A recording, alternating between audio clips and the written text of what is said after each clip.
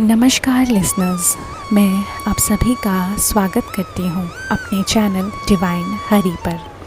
पिछले वीडियो में हमने स्कंद 2 के अध्याय प्रथम का अध्ययन किया था, जिसके वीडियो का लिंक आपको डिस्क्रिप्शन पर मिल जाएगा। अगर आप हमारे चैनल पर नए हैं तो हमारे चैनल को सब्सक्राइब करें और जुड़े इस श्रीमद् भगवत महापुराण की आध्यात्मिक यात्रा से। तो चलिए आज की यात्रा को हम प्रारंभ करते हैं और बढ़ते हैं अपने अगले अध्याय की ओर। ओम नमो भगवते वासुदेवाय। स्कंद 2 अध्याय 2। भगवान के स्थूल और सूक्ष्म रूपों की धारणा।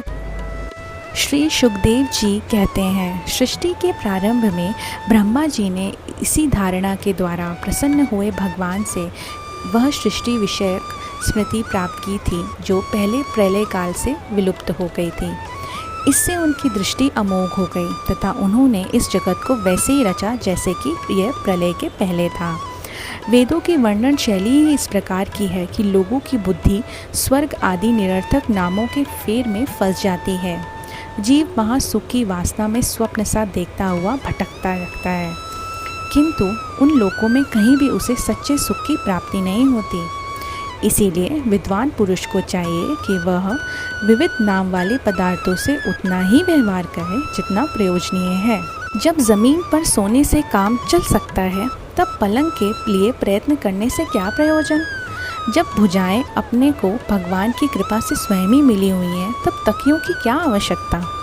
जब अंजलि से काम चल सकता है तब बहुत से बर्तन क्यों बटोरें। वृक्ष की छाल पहनकर या वस्त्रहीन रहकर भी यदि जीवन धारण किया जा सकता है तो वस्त्रों की क्या आवश्यकता। पहनने को क्या रास्तों में चिथड़े नहीं हैं। भूख लगने पर दूसरों के लिए शरीर धारण करने वाले वृक्ष क्या फल फूल की भिक्षा नहीं देते। फल चाहने वालों के लिए क्या नदियाँ बिल्कुल सूख गई हैं। रहने के लिए क्या पहाड़ों की गुफाएं बंद कर दी गई हैं। अरे भाई सब ना सही क्या भगवान भी अपने शरणागतों की रक्षा नहीं करते। ऐसी स्थिति में बुद्धिमान लोग भी धन के नशे में चूर घमंडी धनियों की चापलूसी क्यों करते हैं भला। इस प्रकार विरक्त हो जाने पर अपने हृदय में नित्य विराजमान आत्मस्वरूप परम प्रियतम परम सत्य जो अनंत भगवान है, बड़े प्रेम और आनंद से दृढ़ निश्चय करके उन्हीं का भजन किया जाए, क्योंकि उनके भजन से जन्म मृत्यु के चक्कर में डालने वाले अज्ञान का नाश हो जाता है। पशुओं की बात तो अलग है, परंतु मनुष्यों में भला ऐसा कौन है जो लोगों को इस संसार रूप बैतरणी नदी में गिरकर अपने कर्म जन्य दुखों को भोगते हुए देखकर भी भगवान का मंगलमय चिंतन नहीं करेगा। इन असक्त विषय भोगों में ही अपने चित्त को भटकने देगा। कोई साधक अपने शरीर के भीतर हृदय काश में विराजमान भगवान के प्रदेश मात्र स्वरूप की धारणा करते हैं। वे ऐसा ध्यान करते हैं कि भगवान की 4 भुजाओं में शंख चक्र गदा और पद्म है। उनके मुख पर प्रसन्नता झलक रही है। कमल के समान विशाल नेत्र और कोमल नेत्र हैं। करदम के पुष्प के केसर के समान पीला वस्त्र धारण किए हुए हैं। भुजाओं में श्रेष्ठ रत्नों से जड़े हुए सोने के बाजूबंद शोभायाम हैं। सिर पर बड़ा ही सुंदर मुकुट और कानों में कुंडल हैं, जिनमें जड़े हुए बहुमूल्य रत्न जगमगा रहे हैं। उनके चरण कमल योगेश्वरों के खिले हुए हृदय कमल की कर्णिका पर विराजित हैं। पैर में गर्दनी, अंगुलियों में अंगूठी, चरणों में नुपुर और हाथों में कंगन आदि आभूषण धारण किए हुए हैं। उनके बालों की लटें बहुत चिकनी, निर्मल, घुंघराली और नीली हैं। उनका मुख कमल मंद मंद मुस्कान से खिल रहा है। लीलापूर्ण उन्मुक्त हास्य और चितवन से शोभायाम भवों के द्वारा वे भक्त जनों पर अनंत अनुग्रह की वर्षा कर रहे हैं। जब तक मन इस धारणा के द्वारा स्थिर न हो जाए तब तक बार बार इन चिंतन स्वरूप भगवान को देखते रहने की चेष्टा करनी चाहिए। भगवान के चरण कमलों से लेकर उनके मुस्कान युक्त मुख कमल पर्यंत समस्त अंगों की एक एक करके बुद्धि के द्वारा धारणा करनी चाहिए। जैसे जैसे बुद्धि शुद्ध होती जाएगी वैसे वैसे चित्त स्थिर होता जाएगा। जब एक अंग का ध्यान ठीक ठीक होने लगे तब उसे छोड़कर दूसरे अंग का ध्यान करना चाहिए। ये विश्वेश्वर भगवान दृश्य नहीं, दृष्टा है। सगुण निर्गुण सब कुछ इन्हीं का स्वरूप है। जब तक इनमें अनन्य प्रेममय भक्ति योग ना हो जाए, तब तक साधक को नित्य नैमित्तिक कर्मों के बाद एकाग्रता से भगवान के उपयुक्त स्थूल रूप का ही चिंतन करना चाहिए। परीक्षित, जब योगी पुरुष इस मनुष्य लोक को छोड़ना चाहे, तब देश और काल में मन को ना लगाएं। सुखपूर्वक स्थिर आसन से बैठकर प्राणों को जीतकर मन से इंद्रियों का संयम करें। उसके बाद निर्मल बुद्धि से मन को नियमित करके मन के साथ बुद्धि को क्षेत्रज्ञ को अंतरात्मा में लीन कर दें। फिर अंतरात्मा को परमात्मा में लीन करके धीर पुरुष उस परम शांतिमय अवस्था में स्थित हो जाए। फिर उसके लिए कोई कर्तव्य शेष नहीं रह जाता। इस अवस्था में सत्व गुण भी नहीं है। फिर रजोगुण और तमोगुण की तो बात ही क्या है। अहंकार, महत्व और प्रकृति का भी वही अस्तित्व नहीं है।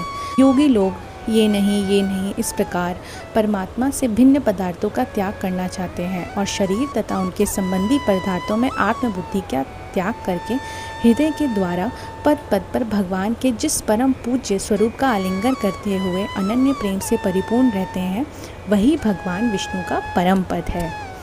इस विषय में समस्त शास्त्रों की सम्मति है। ज्ञान दृष्टि के बल से जिसके चित्त की वासना नष्ट हो गई है, उस ब्रह्मनिष्ठ योगी को इस प्रकार अपने शरीर का त्याग करना चाहिए।